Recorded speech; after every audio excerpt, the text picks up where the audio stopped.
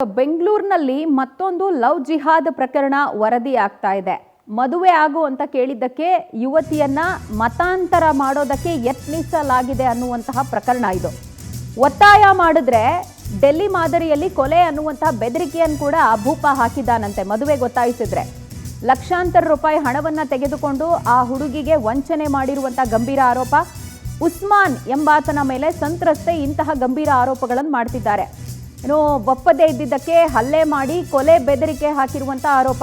ಮತಾಂತರಕ್ಕೆ ಒಪ್ಕೊಳ್ಳದೆ ಇದ್ದಿದ್ದಕ್ಕೆ ಸಂತ್ರಸ್ತೆಯಿಂದ ಈ ತನಕ 12.20 ಲಕ್ಷ ರೂಪಾಯಿ ಹಣವನ್ನ ಆರೋಪಿ ಉಸ್ಮಾನ್ ಪಡ್ಕೊಂಡಿದ್ದಾನಂತೆ. ಇದರ ಜೊತೆಗೆ ಹಲ್ಲೆ ಮಾಡಿ ಚಿನ್ನಾಭರಣ ಪಡ್ಕೊಂಡು ಅದನ್ನೂ ಅಡ ಇಟ್ಟು ತಿಂದಿದ್ದಾನಂತೆ.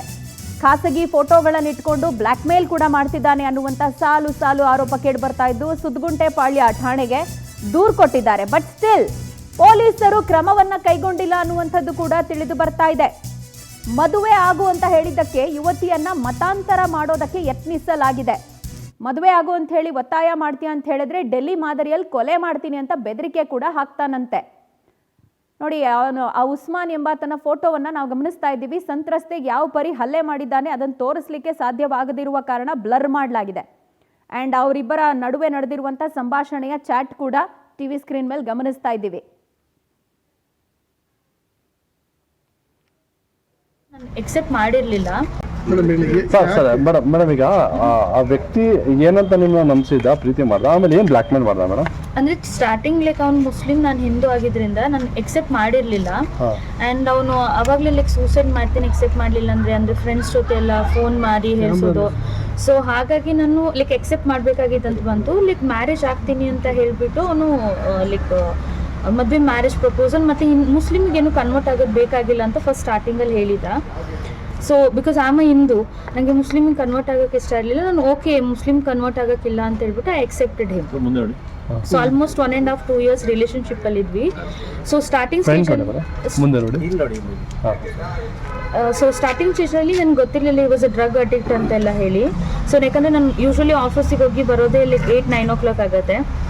ಸೊ ಆಮೇಲೆ ಲೇಟರ್ ಅವ್ನು ಆಫ್ಟರ್ 7-8 months ನನಗೆ ಗೊತ್ತಾಗಿದೆ ಅವನು drug addict and is a 10th fail. So ವರ್ಕಿಗೆ ಏನೂ ಹೋಗಲ್ಲ. ಸೊ ಎವ್ರಿಥಿಂಗ್ ಅಂದರೆ 1.5-2 years ಏನಿದೆ ಎವ್ರಿಥಿಂಗ್ ನಾನೇ ಅವ್ನು ನೋಡ್ಕೊತಾ ಇದ್ದೆ. ಆ್ಯಂಡ್ ಅವ್ನು ಬಿಸ್ನೆಸ್ ಮಾಡ್ತೀನಿ ಅಂತ ಹೇಳ್ಬಿಟ್ಟು ನನ್ನ ಹತ್ರದಿಂದ ಅಮೌಂಟ್ ಎಲ್ಲ ತೊಗೊಂಡಿರೋದು ಉಂಟು. ಆ್ಯಂಡ್ 13,40,000 ಕೊಟ್ಟಿದ್ದೀನಿ ಇಲ್ಲಿವರೆಗೂ. ಆಮೇಲೆ ಅದು ಅಲ್ಲದೆ ಮತ್ತೆ ಗೋಲ್ಡ್ಸು ನಂದು ತೊಗೊಂಡಿದ್ದೆ. Almost 2.5-3 lakhs of golds ತೊಗೊಂಡಿದ್ದಾನೆ.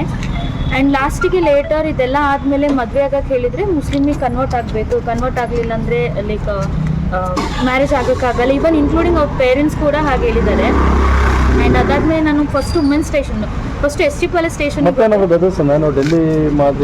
ಹೌದು, ಅಂದರೆ ಇದು ಫಸ್ಟ್ ವುಮೆನ್ ಸ್ಟೇಷನಿಗೆ ಹೋಗಿ ಅಲ್ಲಿ ಕಂಪ್ಲೇಂಟ್ ಕೊಟ್ಟುವಾಗ ಅವರಂದ್ರು ಲೈಕ್ ಮದುವೆ ಆಗಿ ಮತ್ತು ಇವರೆಲ್ಲ ಅಂದರು ಕನ್ವರ್ಟ್ ಆಗೋದೇನು ಬೇಡ, ಇವ್ರು ಮದುವೆ ಆಗಲಿ ಅಂತ ಎಕ್ಸೆಪ್ಟ್ ಮಾಡಿ ಆದಮೇಲೆ ಹೊರಗೆ ಬಂದಮೇಲೆ ನಾನು ಒಂದಿನ ಸಪ್ರೇಟಾಗಿ ಮೀಟ್ ಮಾಡಿದ್ರು ಅವರು ಅವ್ರ ಫ್ಯಾಮಿಲಿ ಎಲ್ಲ. ಆವಾಗ ಅವ್ನು ಹೇಳಿದ್ದೇನೆಂದರೆ ಲೈಕ್ ಮದುವೆ ಆಗ್ತೀನಿ, ಮದುವೆ ಆಗಿದ್ಮೇಲೆ ನಿನ್ನನ್ನೆಂತೂ ಜೀವಂತವಾಗಿ ಬಿಡಲ್ಲ.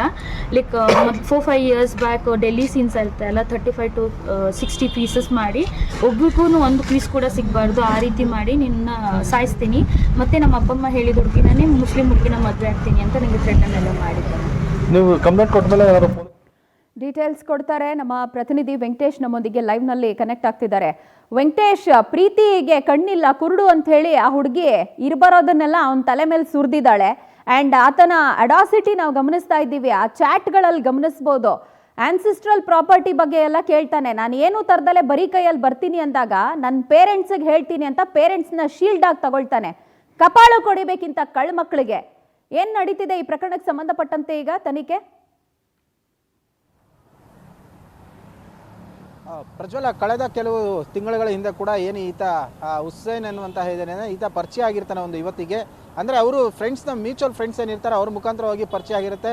ಪರಿಚಯ ಆದ ನಂತರ ಜೊತೆಯಲ್ಲೇ ಸುತ್ತಾಟವನ್ನು ಮಾಡಿರ್ತಾರೆ. ಆದರೆ ಈಕೆ ಅವನ ಒಂದು ಫ್ರೆಂಡ್ ಆಗಿ ನೋಡಿರ್ತಾಳೆ. ಆದರೆ ಇವನು ನಾನು ನಿನ್ನನ್ನು ಪ್ರೀತಿಸ್ತಾ ಇದ್ದೀನಿ, ಮದುವೆ ಆಗಬೇಕು ಅಂತ ಹೇಳ್ತಾರೆ. ಆಗ ಆಕೆ ಧರ್ಮವನ್ನು ಹೇಳ್ತಾರೆ. ಅಂದರೆ ಇದಕ್ಕೆಲ್ಲ ಸಮಾಜ ಒಪ್ಪಲ್ಲ, ಬೇಡ ಅಂತ ಹೇಳಿದಂಥ ವೇಳೆಯಲ್ಲಿ ಆತ ಆಕೆಯನ್ನು ಕನ್ವಿನ್ಸ್ ಮಾಡ್ತಾನೆ. ಇಲ್ಲ, ಅದೆಲ್ಲ ಸುಳ್ಳು, ಪ್ರೀತಿಗೆ ಕಣ್ಣಿಲ್ಲ, ಧರ್ಮ ಇಲ್ಲ, ಹಾಗೆಲ್ಲ ಅಂತ ಹೇಳಿ ಆಕೆಯನ್ನು ನಂಬಿಸಿ ಆಕೆಯನ್ನು ಪ್ರೀತಿಗೆ ಬಲೆಗೆ ಬೀಳಿಸ್ಕೊಳ್ತಾನೆ. ಆಕೆ ನಿರಾಕರಣೆ ಮಾಡಿದಂಥ ವೇಳೆಯಲ್ಲಿ ಆತ್ಮಹತ್ಯೆಗೂ ಕೂಡ ಈತ ಯತ್ನಿಸಿರ್ತಾನೆ. ಆಗ ಇವನು ಪರಿಸ್ಥಿತಿಯನ್ನು ನೋಡಿ ಆಕೆ ಒಪ್ಕೊಂಡಿರ್ತಾಳೆ. ಅದಾದ ಬಳಿಕ ಮದುವೆಗೂ ಕೂಡ ಮಾಡ್ಕೊಳ್ಳೋಣ ಅಂತ ಹೇಳ್ತಾರೆ. ಸುಮಾರು ಒಂದು 12-13 ಲಕ್ಷ ರೂಪಾಯಿ ಹಣವನ್ನು ಕೂಡ ಈಕೆ ಕೊಟ್ಟಿರ್ತಾಳೆ. ಅಂದರೆ ಮದುವೆ ಆಗ್ತೀವಲ್ಲ ಅಂತ ಹೇಳಿ ಹಣವನ್ನು ತೆಗೆದುಕೊಂಡು ಈ ರೀತಿ ಎಂಜಾಯ್ ಮಾಡ್ತಾನೆ, ಜೊತೆಯಲ್ಲಿ ಕರ್ಕೊಂಡು ಹೋಗ್ತಾನೆ.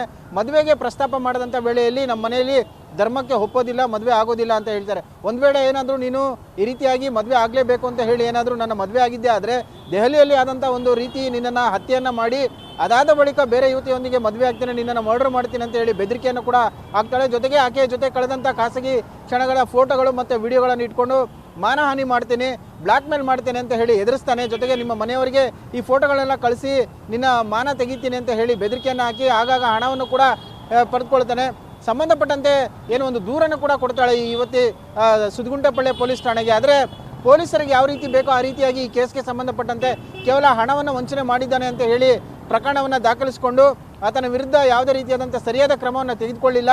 ನನಗಾಗಿರುವಂಥ ಲೈಂಗಿಕ ದೌರ್ಜನ್ಯ ಮತ್ತು ವಂಚನೆ ಪ್ರಕರಣ ಸಂಬಂಧಪಟ್ಟಂತೆ ಇವರು ನನ್ನ ಕಂಪ್ಲೇಂಟನ್ನು ತೆಗೆದುಕೊಳ್ಳದೆ ಅವರಿಗೆ ಬೇಕಾದ ರೀತಿಯಲ್ಲಿ ಕಂಪ್ಲೇಂಟನ್ನು ತೆಗೆದುಕೊಂಡಿದ್ದಾರೆ ಅಂತ ಹೇಳಿ ಆರೋಪವನ್ನು ಮಾಡ್ತಿರುವಂಥದ್ದು.